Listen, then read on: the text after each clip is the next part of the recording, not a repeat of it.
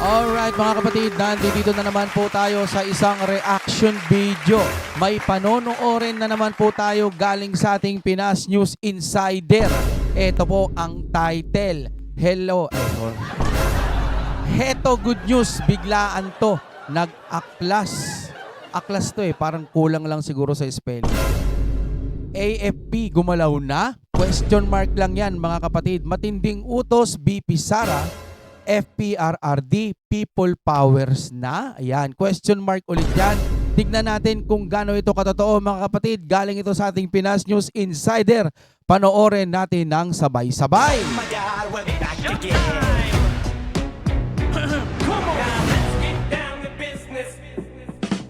Ayan, kapag mabagal ang inyong internet, nasa baba ko po, ayan Fiverr ni Juan. Andyan po yung contact number, baka available na po sa inyong lugar ang Fiverr ni Juan. Okay, i-play na po natin anong meron dito.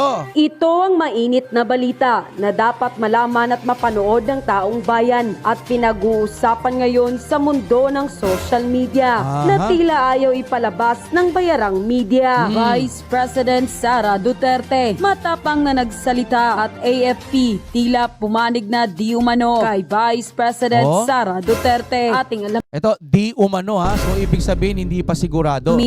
Pero bago natin simula ng balitang politika ngayon sa Pilipinas, kung ikaw ay bago pa lamang sa aming channel, ay please huwag kalimutang mag-subscribe at i-click ang notification bell. Huwag din kalimutang ang balita ko dito, yung mga nagsasalita daw di umano rin, yung mga nag-retire na daw. Mag-like para mas maging updated ka palalo sa lahat pa ng bago naming mga upload. Kamakailan nga lamang nag-trending sa social media matapos ang mga naging tila padutsada at mensahe ni VP Sara laban sa Marcos administration sa tila mga kapalpakan nito at kung gaano na lamang siraan ang pamilyang Duterte para lamang di umano manatili sa kapangyarihan habang buhay. At kung ating matatandaan kamakailan, kwinisyon ng mga kritiko ni VP Sara ang dami ng mga kapulisan at sundalo na nakatalaga dito. Ngunit sa pagkakataong ito ay tila pumapanig na di umano ang ating mga kapulisan at kasundaluhan kay VP Sara Duterte. Dahil dito, ibinalik na ng PNP ang security ni VP Sara at ayon pa sa AFP, walang nakikitang problema sa usapin ng pagpili ni VP Sara sa kanyang magiging security. At ayon pa sa AFP, dapat naman talaga si VP Sara po yung pipili, hindi yung iba. Buhay ng pangalawang pangulo ang nakataya dito. Ipinaliwanag rin ng AFP ang 400 na security detained ng Vice President Sara Duterte na tila pilit namang kwinikwestiyon ng mga kritiko nito. There's no imminent threat to our Vice President. On the side of the AFP, hindi ba according to VP Sara, di ba may mga pagbabanta daw talaga?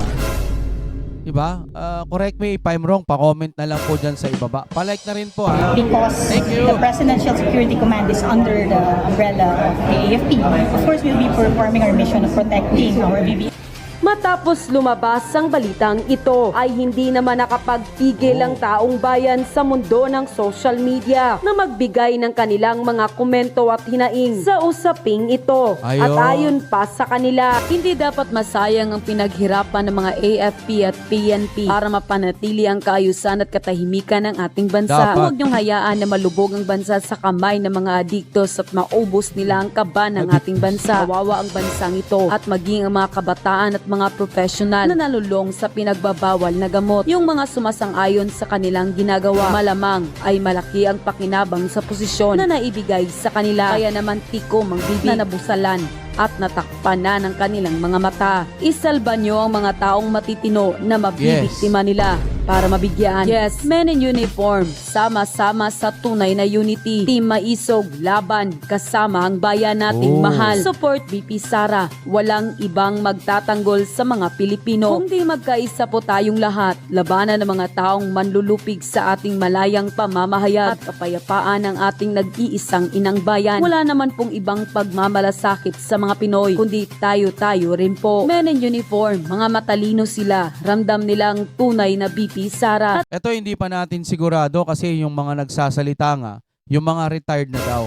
Hindi ko rin sigurado kung naghihikayat po sila Meron lang po akong isang matinding naiisip. Ito napaka-importante. Paano na lang ho kung halimbawang manalo yung mga taga-kabila?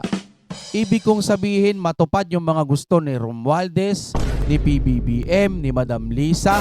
Base po sa ating mga nakakalap na impormasyon, mga hindi natin sigurado kung totoo o hindi. Pero kung pagbabasihan natin yun, halimbawa ang ating mga Duterte, lahat po ng pamilyang yan, nanahimik na lang po at hindi na sila sumama sa mga politika, ganyan. Kumbaga, namuhay na lang sila ng mga simpleng tao, wala po sa politika. Kung ganyan po ang magiging sitwasyon nila, tapos manalo yung lahat ng mga taga-kabila, ano kaya ang mangyayari sa Pilipinas kung mahal? Maaring matuwa sila dahil nanalo sila, di ba?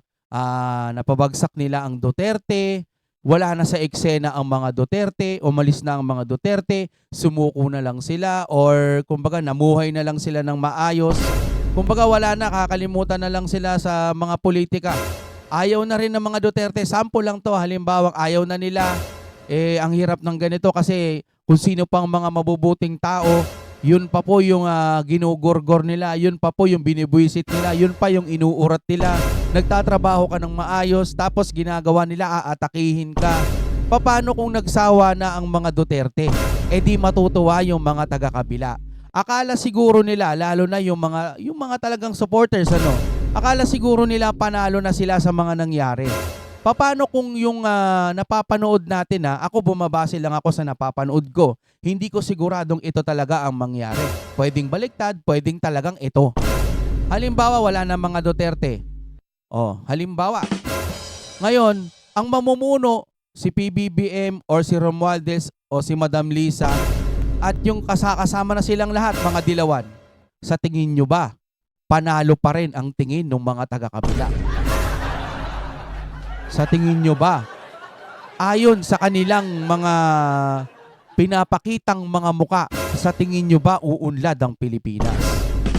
Kasi yung Duterte, may nakita na tayo sa Davao na mga magagandang nagagawa nila doon po sa budget. Pag binibigyan sila ng budget, makikita mo po meron talagang nagagawa. At bilang presidente po, mataas po ang ratings ng ating presidente.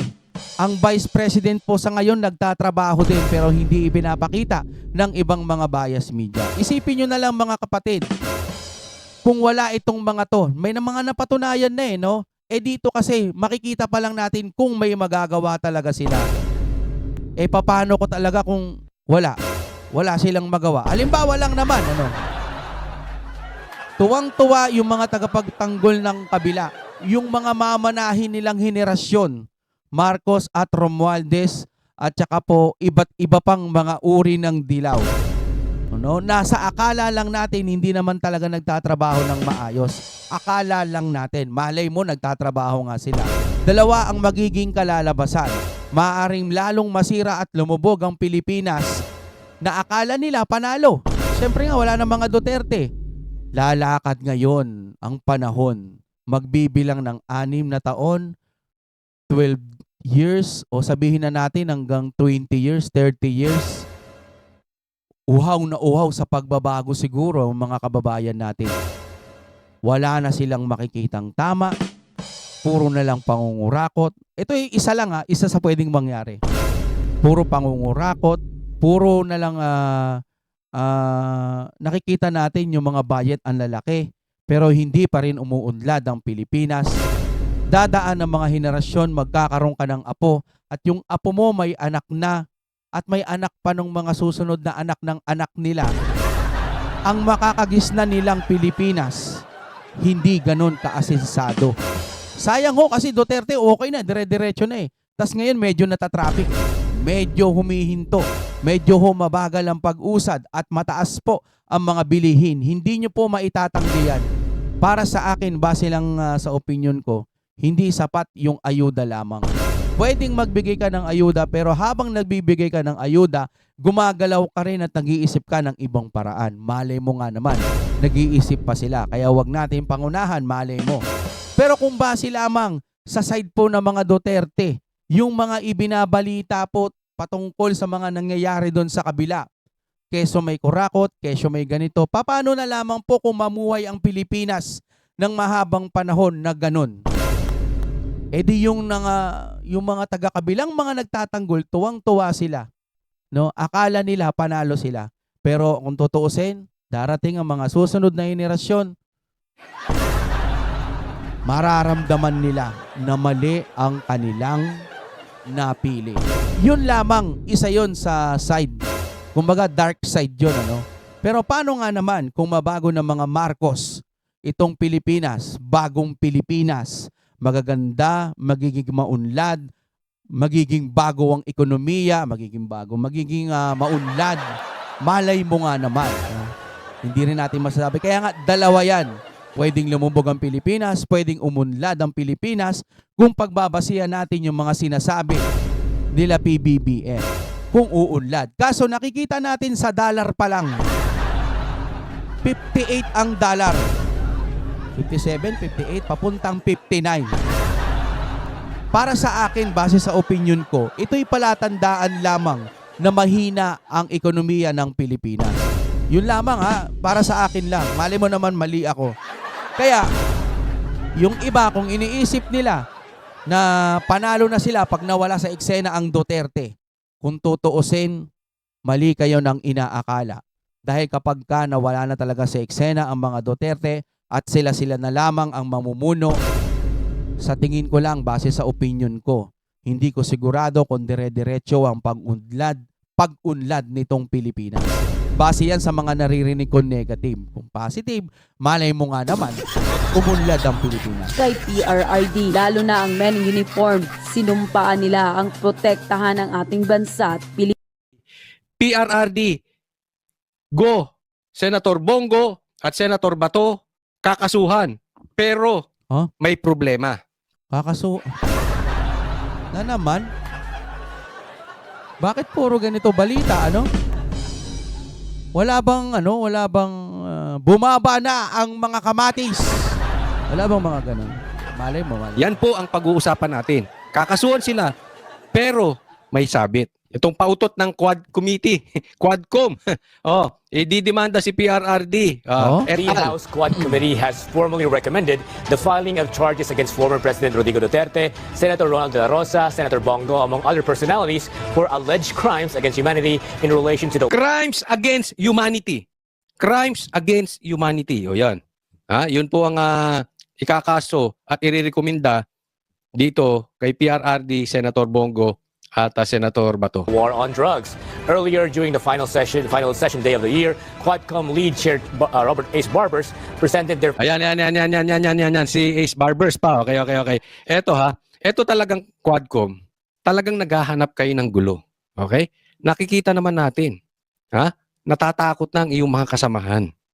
Wala nang gustong pumirma sa impeachment. Tapos kayo talaga naghahanap kayo ng gulo. Pagkatapos, sisimulan ninyo, gaya ng sa impeachment, sisimulan ninyo yung pagkalkal kay BP Sara, sasabihin ninyo na ito ay impeachable offense, etc., etc. Lahat ibabato nyo na sa kanila. Ang dulo, wala. Anong nangyari sa inyo? Mr. Announcement. Hindi naman natutuloy, di ba? Announce kayo ng announce. Eto na naman kayo, mag-a-announce na naman kayo. Irirekomenda nyo. Eto si Barbers, puro rekomendasyon. Di ba? Anong una niyang ginawa? Eto Huwag ka magagalit, Senator tuloy. Congressman Barbers, di ba merong nababalita? Hindi ko po sinasabing totoo to o hindi totoo. Nasa husgado ang desisyon, hindi para sa akin ang maghusga. Pero may nababalita na may mga involved sa mga kamag-anak mo na di umano sa droga at nahuli ng mga pulis. Di ba? Anong ginawa mo? Nirekomenda mo sa NBI na imbestigahan to. Pinahahanap mo yung mga nagbabalitang vloggers. Di ba? Ganyan ang gusto nyo, puro magrekomenda eh. Pero teka muna, Barbers, sana instead na nirekomenda mo na imbestigahan to ng NBI, sana ni-research nyo kung sino-sino to mga vloggers na ito kaysa announce kayo ng announce. Kasi ang datingan, pag announce kayo ng announce, puro lang pananakot. Di ba? Ako hindi ko nga binalita yun eh. Pero napapanood natin yun. Ako, di ko din napansin. Babalitaan natin yun. Nilabas ng media yun. Anong ginawa mo, Barbers? Imbis na itinanggi mo. Kasi kung hindi naman totoo, at politiko yung mga kamag-anak mo, kung hindi totoo, sana tinanggi ninyo. na hindi kayo involved sa droga.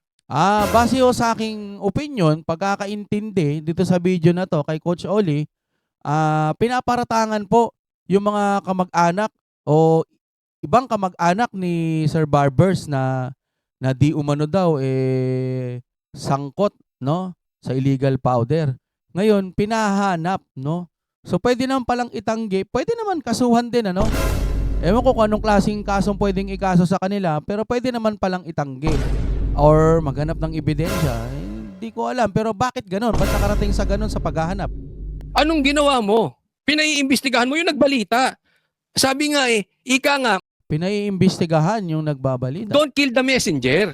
Ibinalita ng ibang vloggers Hindi po ako Okay. kasama doon Pero kahit hindi po ako kasama doon sa Ako di ko alam yun nagbalita, hindi po tama na paiimbestigahan nyo sa NBI. Tingnan nyo muna, may katotohanan ba yung sinasabi ng vloggers? Pwede mo naman kasing i-fact check. O kaya, hindi totoo ang sinasabi nila na yung mga kamag-anak ko nag-aano ng illegal powder. Pwede, di ba? Kung may katotohanan, bakit nyo paiimbestigahan sa NBI? Kung wala namang katotohanan, di sana itinanggi nyo. Lagi kayo nandiyan dyan, may mga privilege speech kayo, nasa Oo nga, no. TV kayo, may press con kayo, meron kayong quadcom. Ibalita ninyo. Itanggi ninyo, di ba? O ngayon, meron ka na mairekomenda. O nakasuhan, itong sila PRRD, si Senator Bongo at si Senator Bato. Oh, Teka muna, Senator, Senator ako na Senator, Congressman napopromote mo, Kuya Coach. Barbers. Natatawa na lang kami Ang dami kong natatanggap na mga komentaryo. Hindi nyo ba nababasa? Of all people, ikaw pa magre-recommenda niyan.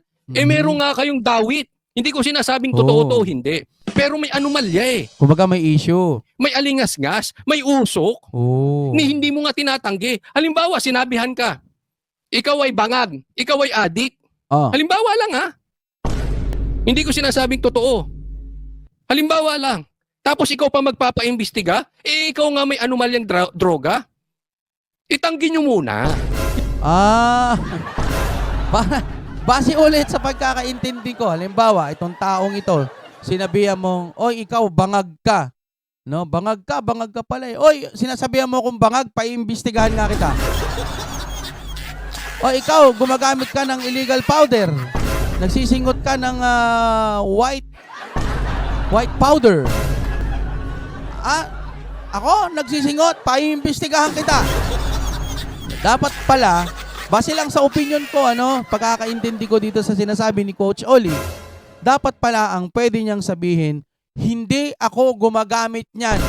Patunayan mong gumagamit ako niyan, magpapatest din ako para sa'yo. O magpapatest, halimbawa yan, kamag-anak o magpapatest, yan, wala naman. Ito ang katotohanan, wala kaming kinalaman sa ganyan at hindi kami gumagamit ng ganyan. Yun ang pagkakaintindi ko. Kaysa halimbawa, sabihan ako ng ganyan, oy, si ex-crew, gumagamit siya ng illegal powder. Ako gumagamit, paimbestigahan ko sino nagsabi niyan.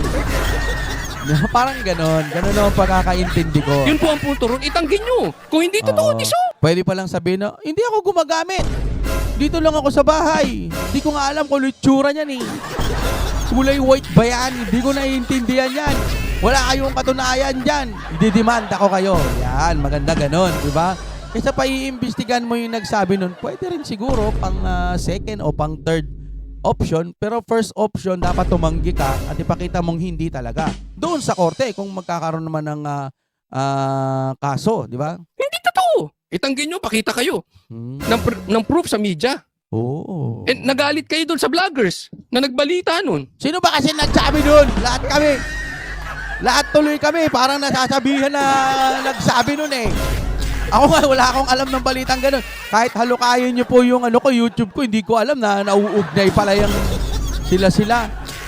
Suportahan lang po natin yung Duterte. Huwag na po tayong umover pa sa pinaka-over na bakod. Doon lang tayo sa pagtatanggol sa ating mga Duterte, di ba? Ano ba naman tayo? So pag kami nakita yung mga vloggers na masama, tumahimik na lang. Sambahin kayo. Bilaan ng puwet nyo na parang mga tuta. Grabe mukhang inis na inis si Kuya Coach Oli rito Ganun ba? Hindi naman dapat ganun. Tapos may gana pa kayong paimbestiga na crimes against humanity, yung war on drugs ni PRRD. May droga na naman. Ha? Sir, nagtatanong lang, huwag ka magagalit. Ba't magalit na galit kayo sa drug war ni PRRD na dati naman na hindi?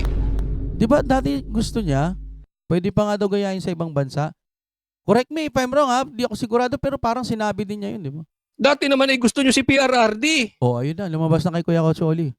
Sir, bakit galit na galit ka? At 10 ng iyong mga kasama sa war on drugs ni PRRD. Diba? Sana siguro, kung kayo galit na galit sa droga, pa-drug test muna kayo.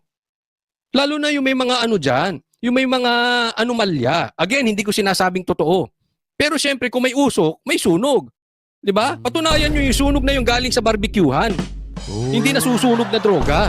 Ganun lang kasimple yun eh. Nice one. Bago kayo paimbestiga ng paimbestiga, recommend dito, recommend. Alam mo, Alam nyo, napakadali lang intindihin ni Coach Oli. Ano? Sana lahat yan pumapasok sa kanilang kaisipan sa mga manonood ho natin. No? Kasi yung iba kasi sarado mag-isip eh. Hindi naman natin pwedeng atakihin yung mga nakaupo. Nandiyan na yan eh. Pero minsan kung may mga saloobin po tayo, alam naman natin kung saan tayo lilimit. Doon po sa mga namimintang naman kay Sir Barbers o sa kung ano pa man nangyari doon sa kamag-anak ni Sir Barbers, kailangan ho may katotohanan ho kayong mga pinapakita na meron talagang aligasyon na gano'n, no? Kung meron yung man. parang ano, si Raulo nagre-recommenda na itong taon to dalhin mo sa mental. Parang ganon. Diba? Locus talking. I'm not saying na gumagamit po kayo o bangag kayo. Hindi ganon. Sana lang itinanggi nyo muna na hindi totoo. Walang nadinig ang taong bayan na hindi ito'y totoo eh. Hindi nyo itinanggi. So, ang gusto lamang sanang marinig ni Coach Oli, ano ang reaction mo doon sa sinabing may kinalaman ka? Parang ganun, ano? Sa bagay, mali mo, nainit lamang ang ulo ni Sir Barbers kasi nga, ba't pati ka mag-anak ko nadadamay? O kaya talagang medyo, kasi kapag kamag-anak mo nga naman, no, mga kapatid. Pero Sir Barbers, pag hindi naman totoo, yun, pwede naman po yung sinasabi ni Coach Oli na sabihin nyo na lang, no? Sabihin nyo na lang na wala kaming kinalaman dyan. Mas maganda siguro yun, tapos ang usapan, ano? Oh my God, what did I forget?